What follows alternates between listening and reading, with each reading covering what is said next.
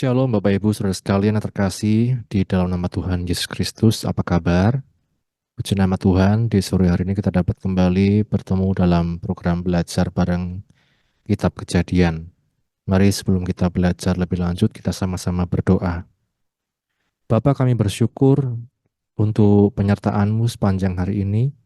Sungguh Engkau baik dalam hidup kami, dan kami ada sebagaimana kami ada saat ini semuanya karena kemurahan-Mu ya Tuhan. Sebentar kami akan belajar firman-Mu, bukalah hati kami, pikiran kami, mampukan Roh Kudus kami memahami, mengerti, dan melakukan firman-Mu. Kami bersyukur, ini doa kami, di dalam nama Tuhan Yesus kami berdoa, haleluya. Amin. Puji Tuhan, Bapak Ibu Saudara sekalian, kita akan melanjutkan pembelajaran kita dalam program ini. Kita bersyukur kepada Tuhan untuk setiap kemurahan Tuhan dalam hidup kita, Bapak Ibu Saudara sekalian, hingga kita dapat sampai saat ini di episode yang ke-15 dari Kitab Kejadian.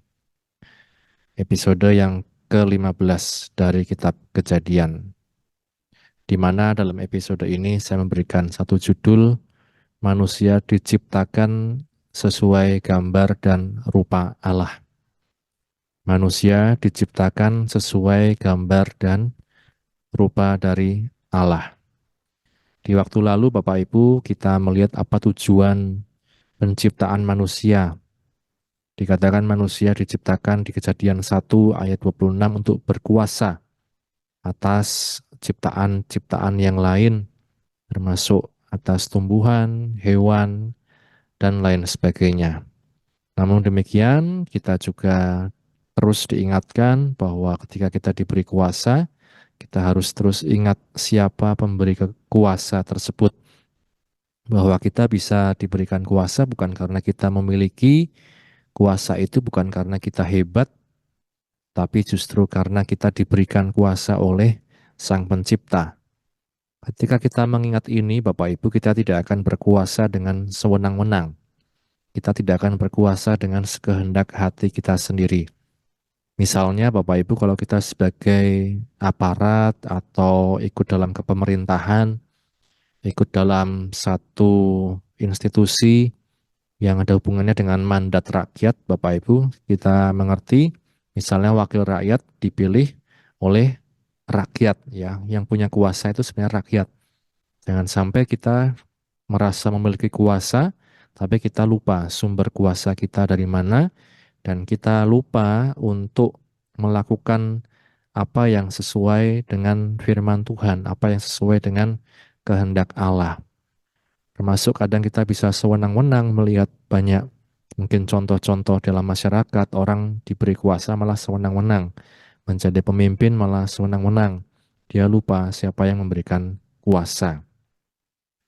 Nah, itu sebabnya kita diberi kuasa bukan untuk sewenang-wenang, bukan untuk mengeksploitasi, menghabisi alam, menghabisi apa yang ada di sekitar kita, bukan juga untuk memunahkan hewan-hewan, tumbuh-tumbuhan dan lain sebagainya, tetapi justru untuk merawat, dan perlu hikmat Tuhan dan pimpinan Roh Kudus bagaimana kita juga bisa bersahabat, berdampingan dengan alam sekitar, dengan ciptaan-ciptaan Tuhan yang lain. Maka Bapak Ibu Saudara sekalian selalu ingat, kita diberi kuasa, bukan kemudian kita harus sewenang-wenang, bukan kemudian kita boleh sewenang-wenang, tetapi selalu ingat siapa pemberi kuasa tersebut. Dan mari sama-sama kita juga hidup berdampingan, bersahabat, ya kalau istilahnya, dengan alam sekitar, bukan justru dihabisi. Nah Bapak Ibu, itulah kemudian kalau kita menyambung dengan tema kita pada sore ini, bahwa manusia diciptakan sesuai dengan gambar dan rupa Allah. Kita buka terlebih dahulu Bapak Ibu dalam Kejadian pasal 1. Kejadian pasal 1 kita melihat di ayat yang ke-26. Kejadian pasal 1 ayat yang ke-26. Di sana firman Tuhan mengatakan, "Berfirmanlah Allah, baiklah kita menjadikan manusia menurut gambar dan rupa kita, supaya mereka berkuasa atas ikan-ikan di laut dan burung-burung di udara, dan atas ternak dan atas seluruh bumi, dan atas segala binatang melata yang merayap di bumi. Maka Allah menciptakan manusia itu menurut gambarnya. Menurut gambar Allah diciptakannya dia, lelaki dan perempuan diciptakannya mereka.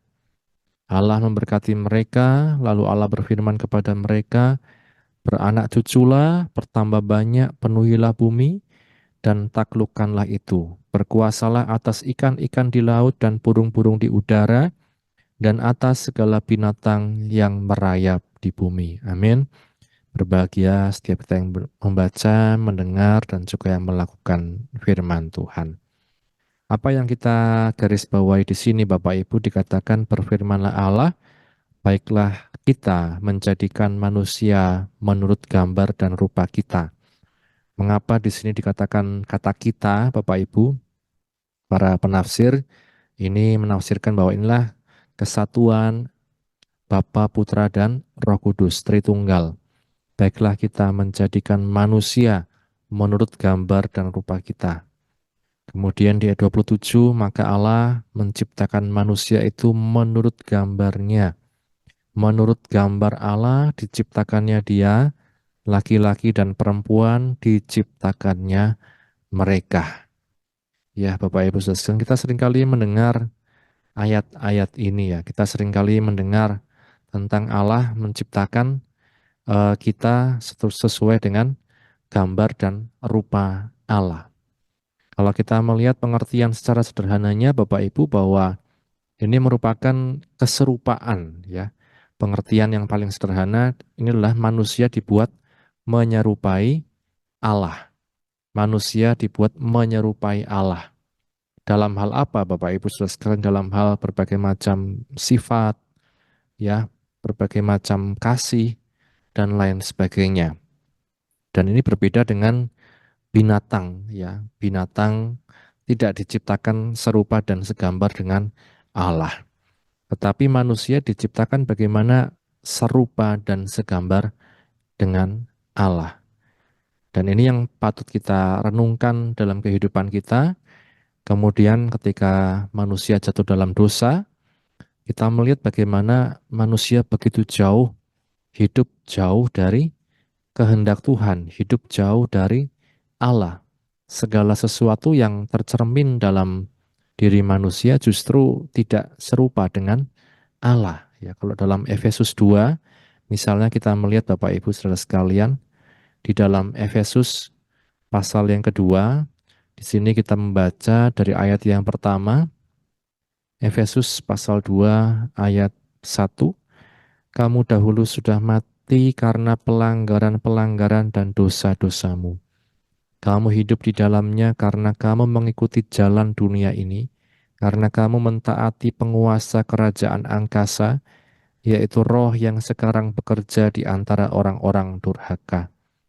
Sebenarnya dahulu kami semua juga terhitung di antara mereka ketika kami hidup di dalam hawa nafsu daging dan menuruti kehendak dan pikiran kami yang jahat. Pada dasarnya kami adalah orang-orang yang harus dimurkai sama seperti mereka yang lain. Ini Bapak Ibu, dikatakan bahwa kita di luar Kristus dikatakan sudah mati karena pelanggaran dan dosa-dosa kita. Dulu dikatakan kita hidup di dalam dosa dan pelanggaran kita karena mengikuti jalan dunia ini, karena mentaati penguasa kerajaan angkasa, roh yang sekarang bekerja di antara orang-orang durhaka. Sebenarnya dikatakan dahulu kami semua juga terhitung di antara mereka ketika hidup dalam hawa nafsu daging, menuruti kehendak daging dan pikiran kami yang jahat. Ini cirinya Bapak Ibu. Ketika orang tidak ada dalam rupa dan gambar Allah, dikatakan mereka hidup dalam hawa nafsu daging, menuruti kehendak daging dan pikiran yang jahat. Kemudian apa? Pada dasarnya kami adalah orang-orang yang harus dimurkai. Pada dasarnya murka Allah. Ya. Tetapi apa dikatakan oleh firman Tuhan dalam Efesus pasal 2 ayat 4? Tetapi Allah yang kaya oleh rahmat, oleh karena kasih-Nya yang besar, yang dilimpahkannya kepada kita, telah menghidupkan kita bersama-sama dengan Kristus, sekalipun kita telah mati oleh kesalahan-kesalahan kita, oleh kasih karunia kamu diselamatkan. Jalannya apa? Dikatakan Allah dikatakan mengutus Kristus menjadi sama dengan manusia, tetapi dia tidak berbuat dosa, dan dikatakan dia menjadi penebus untuk kita sekalian. Sekalipun kita telah mati oleh kesalahan-kesalahan kita, oleh kasih karunia kamu diselamatkan. Maka dan di dalam dia, Kristus Yesus, ia telah membangkitkan kita juga dan memberikan tempat bersama-sama dengan dia di sorga.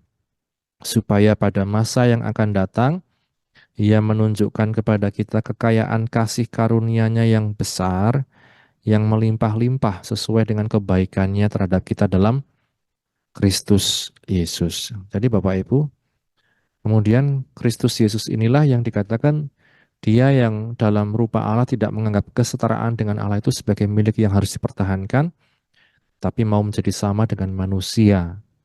Dalam keadaan sebagai manusia, dia mau taat sampai mati di kayu salib.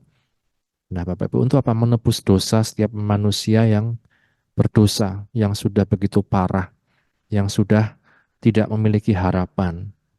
Nah, maka di dalam Kristuslah dikatakan kita mendapatkan pembaharuan, keselamatan.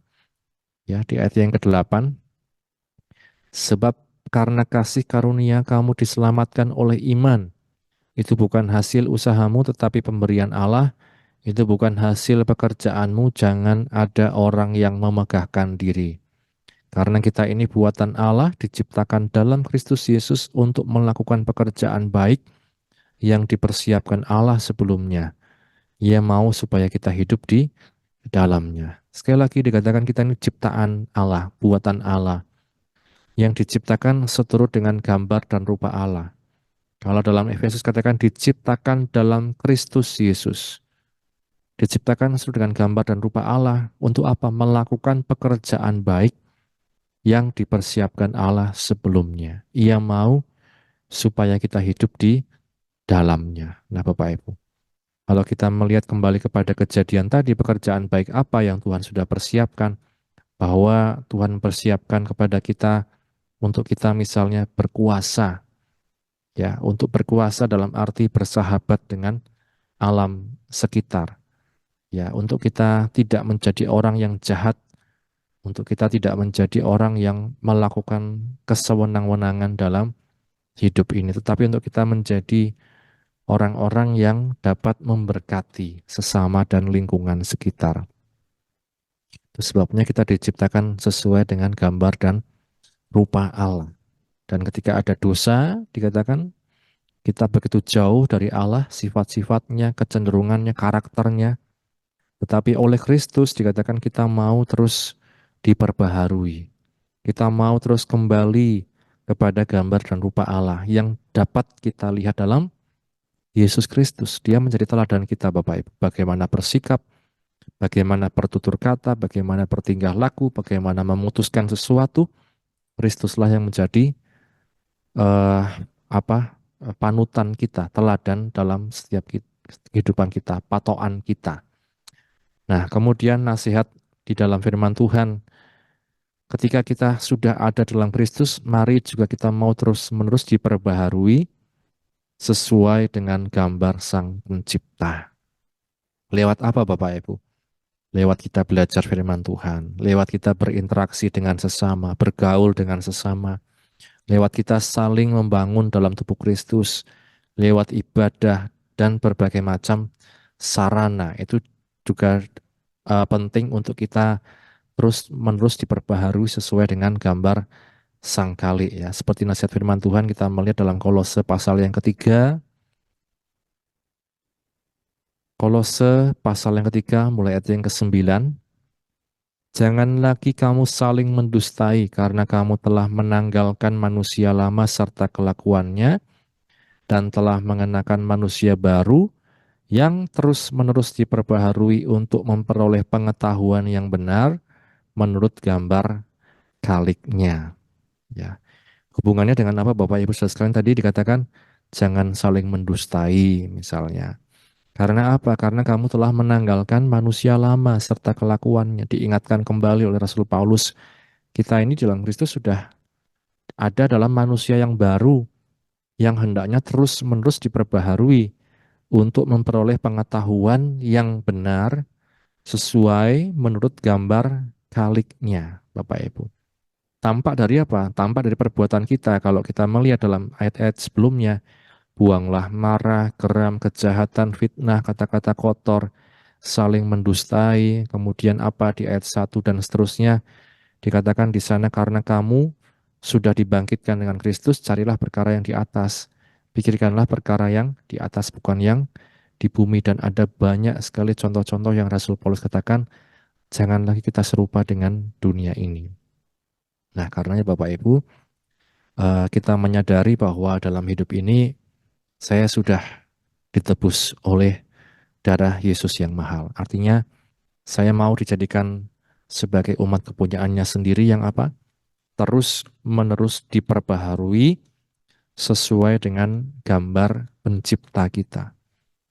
Sifat-sifat kita, segala macam karakter kita, tidak ada yang kalau dalam Tuhan itu tidak ada yang mati, cak-cak gitu ya, dalam arti tidak bisa berubah. Tetapi firman Tuhan katakan semua bisa diperbaharui ketika kita mau terus belajar untuk memperoleh pengetahuan yang benar tentang gambar pencipta kita. Nah, karenanya Bapak Ibu, hanya di dalam Tuhan Yesus kita mendapat keselamatan, hanya dengan meneladani Yesus kita terus mau diperbaharui sesuai dengan gambar Tuhan Allah kita. Kiranya firman Tuhan ini menjadi berkat untuk kita sekalian. Mari sama-sama kita berdoa. Bapa Surgawi, terima kasih buat firman-Mu yang telah kami baca, kami dengar, kami renungkan. Menolong kami Tuhan, untuk menyadari bahwa kami adalah ciptaan-Mu yang diciptakan seturut dengan gambar dan rupa Allah. Menolong kami untuk dapat terus tinggal di dalam Kristus, meneladani teladan Tuhan Yesus Kristus, dan terus berjalan bersama dengan Tuhan Yesus Kristus dalam hidup kami. Menolong kami untuk tetap setia dalam pengiringan kami akan Engkau sampai pada akhirnya Tuhan. Terima kasih Bapa, berikan kami kerelaan hati untuk mau terus diperbaharui di dalam Engkau, tidak tinggal dalam manusia yang lama. Terima kasih Bapa, berkatilah umat-Mu yang sudah mendengar firman ini dimanapun berada, dalam apapun yang mereka pergumulkan, Engkau yang selalu menolong Tuhan. Terima kasih Tuhan, ini doa kami, di dalam nama Tuhan Yesus kami sudah berdoa mengucap syukur, haleluya. Amin. Puji Tuhan, Tuhan Yesus memberkati kita sekalian. Amin.